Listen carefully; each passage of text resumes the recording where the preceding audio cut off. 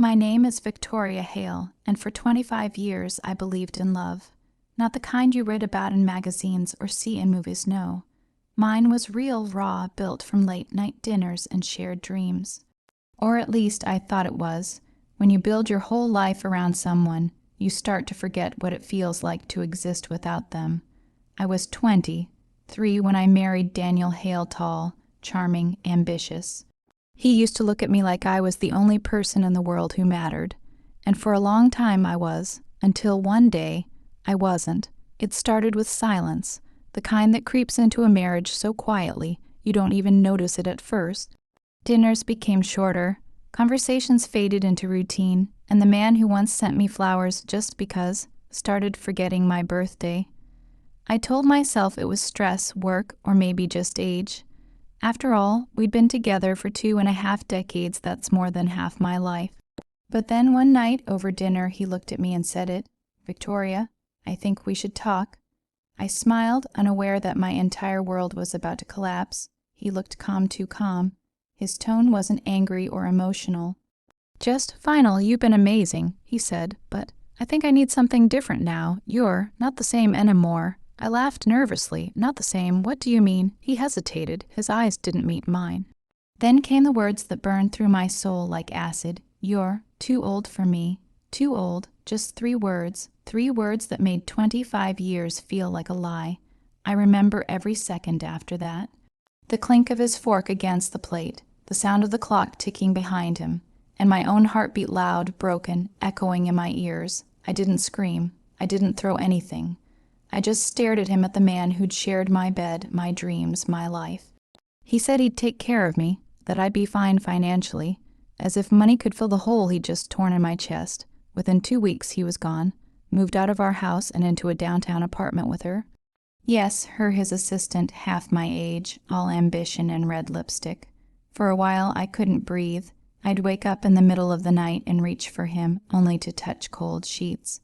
I stopped painting, stopped cooking, stopped living. But here's the thing about pain: it doesn't destroy you, it remakes you. I spent weeks staring at my reflection, trying to recognize the woman I'd become. And one morning I whispered to myself, "Victoria Hale, if he thinks you're too old to start again, prove him wrong." That became my mantra.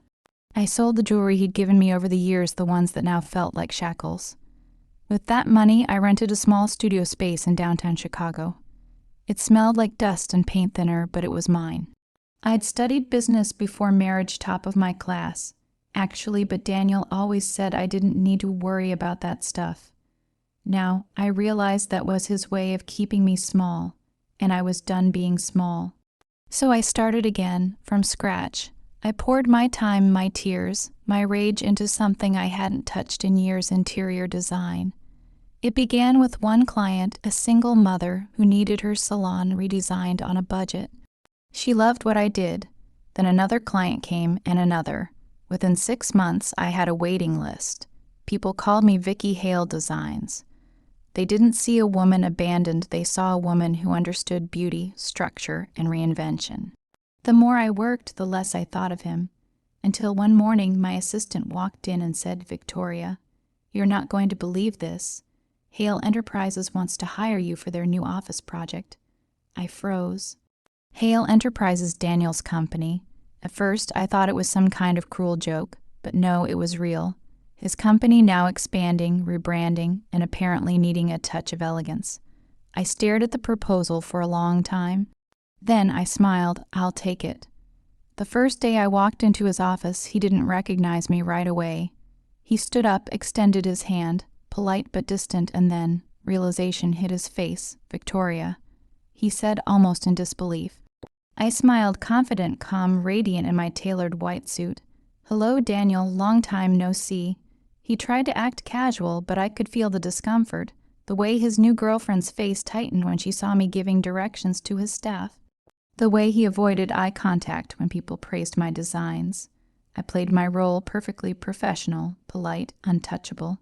He had no idea what was coming, because while I was designing his new office, I was also negotiating something much bigger. You see, his company wasn't doing as well as it looked. There were whispers in the financial world, investors pulling back, stock prices dipping, and I knew every corner of his business, every weakness, every secret. So I started reaching out quietly to partners, to investors, to buyers, the same people who once dismissed me as Daniel's wife.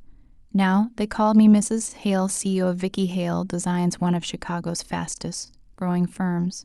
3 months later, while Daniel was planning a lavish anniversary party with his new fiancée, I was sitting in a conference room, signing papers that made me the major shareholder of Hale Enterprises.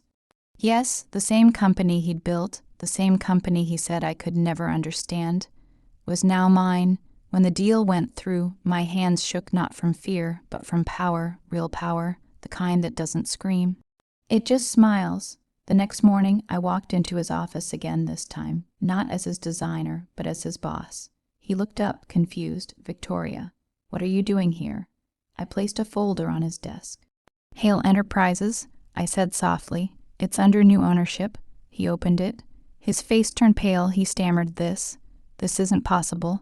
"Oh, it is." I smiled. "And you'll be reporting to me from now on." He tried to speak, but I stopped him. "You said I was too old, Daniel. Turns out I was just getting started." Then I turned and walked out, heels clicking against the marble floor, leaving behind 25 years of betrayal and one man's stunned silence. When I left Daniel's office that day, I didn't feel triumphant. I felt calm, not the kind of calm that comes from winning, but the kind that comes from finally letting go.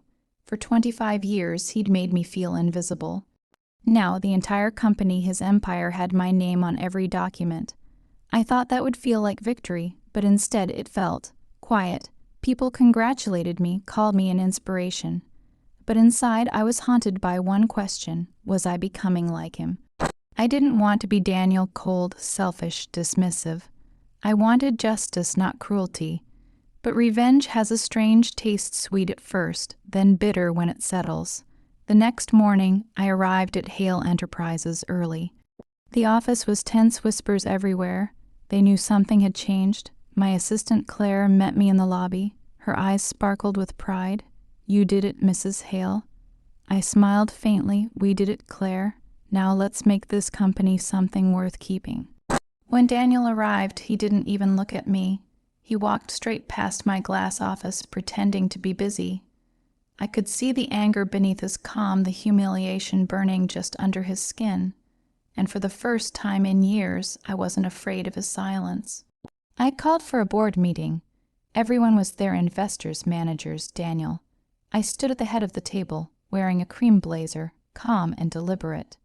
"I'm not here to destroy Hale Enterprises," I began. "I'm here to rebuild it." A few people exchanged glances. They weren't sure what to expect. This company was built on hard work and innovation. I continued. But somewhere along the way, greed and ego took over. That ends today. Daniel shifted in his seat. His eyes met mine, sharp, defensive. I didn't flinch. "We'll be restructuring." I announced, "No more nepotism, no more empty titles. If you're here, you'll work, not just collect paychecks." It was subtle, but everyone understood. It was a message for him. After the meeting, he followed me to my office. "Victoria," he said quietly, closing the door behind him, This is unnecessary. Unnecessary."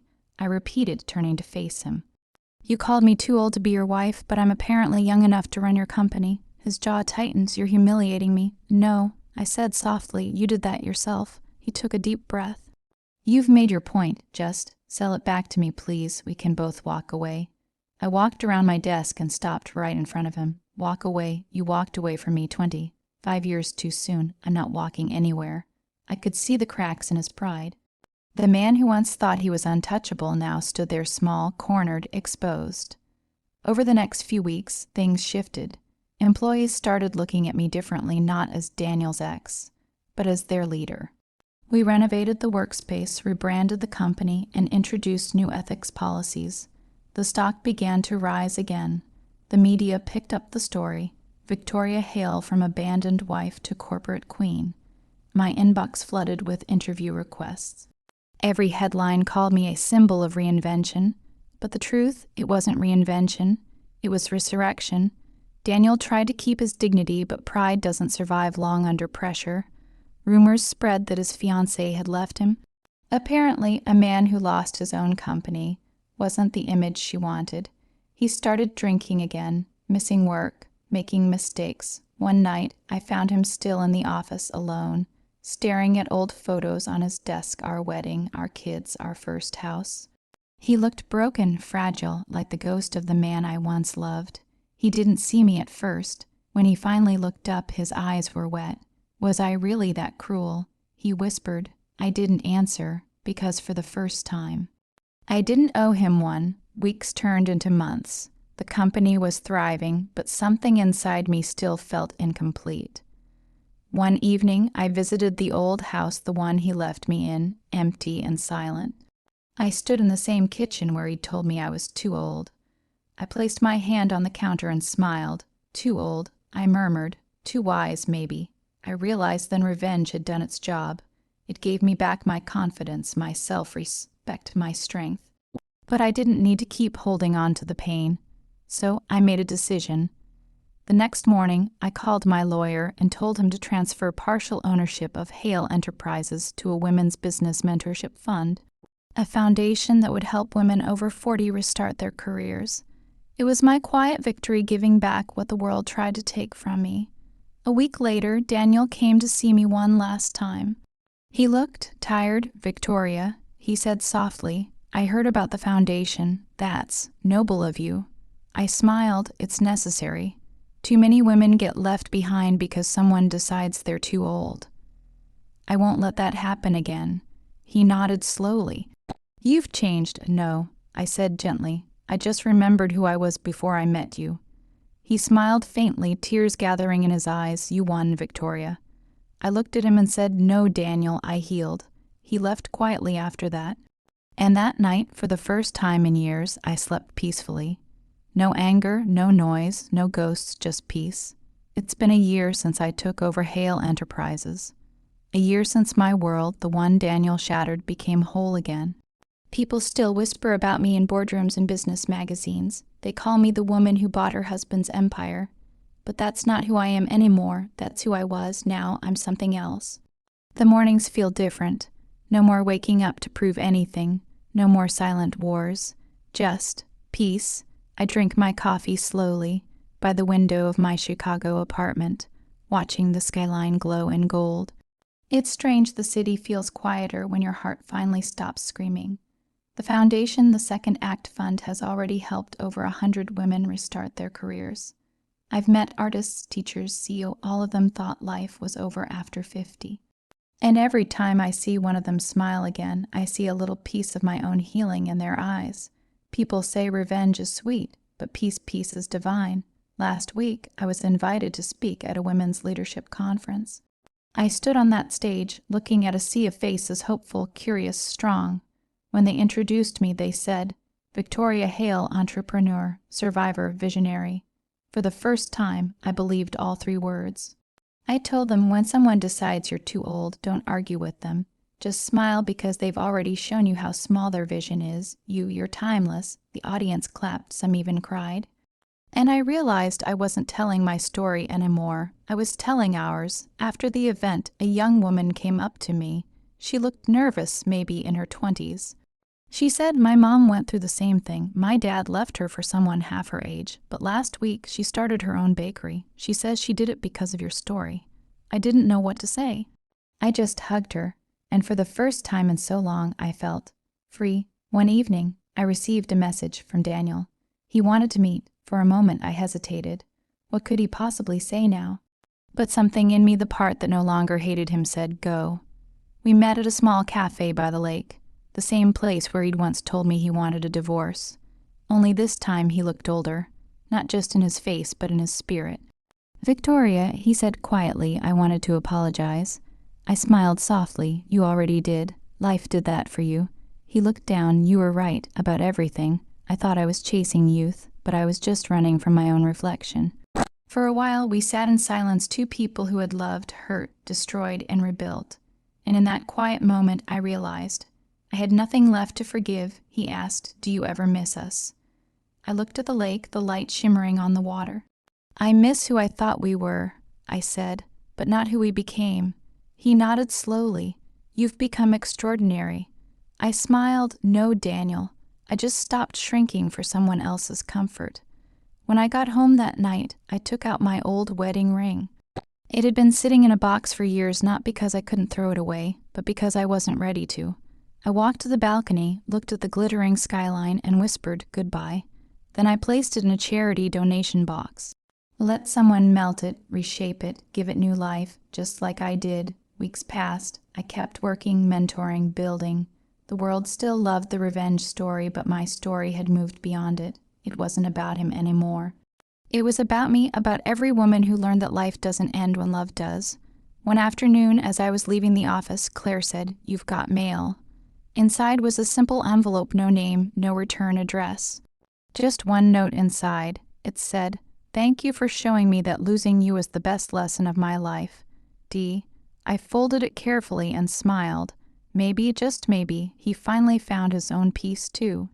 That night, I stood before a mirror, the same mirror I used to stare into, wondering if I was still beautiful, still enough. Now, I didn't see wrinkles or years. I saw strength, grace, and a woman who didn't just survive, she transformed. I whispered to my reflection, "You are not too old. You are just too powerful for a